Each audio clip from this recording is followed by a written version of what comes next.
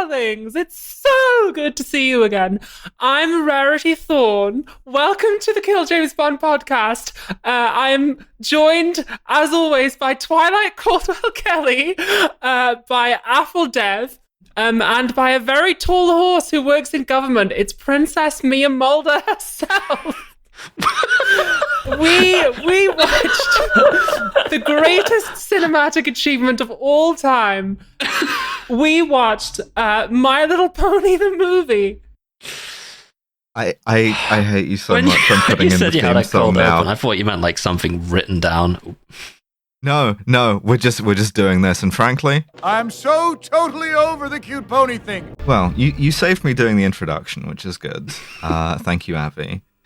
My Little Pony, the movie, brackets 2017. That's right. Because there's two of them. I almost accidentally watched the one from 1987 or some shit. No. We're on the worst movie.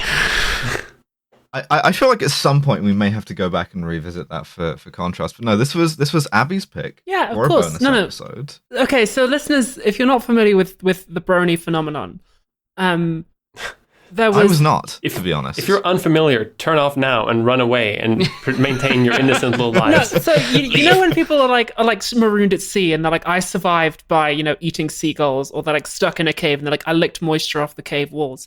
This is the transgender feminine equivalent of that, where it's just like when you're in the closet, this was the only femininity we had, because like the brony phenomenon was like, you survived entirely on a diet of like cartoons marketed for 8 to 11-year-old girls. Well, they were marketed that way, but the thing about My Little Pony Friendship is Magic is it became an internet subculture. It became acceptable to be a man or a kind of woman in disguise as a man and watch this. So it was just like, oh yeah, it's like a little slice of femininity that you wouldn't normally be able to have. It's like fucking war rations. It's like when people lived off Bovril during the Blitz and then all they can eat is Bovril. So I went back to this and I was like, oh, the taste of Bovril. Like, it took me back. I hear people say this, but I don't relate to it. I think that maybe your experiences are not universal in this one, because like the brony phenomenon was something that I feel like I had the chance to engage with and very consciously sort of decided to decouple with.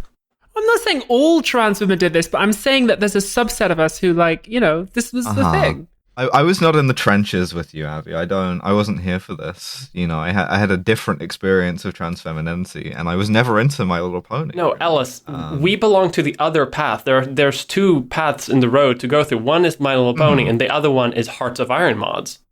Yeah, you and I have like sort of strange ideologies that only one Russian man in the world has ever held before us, and Abby has sort of like ponies singing about friendship.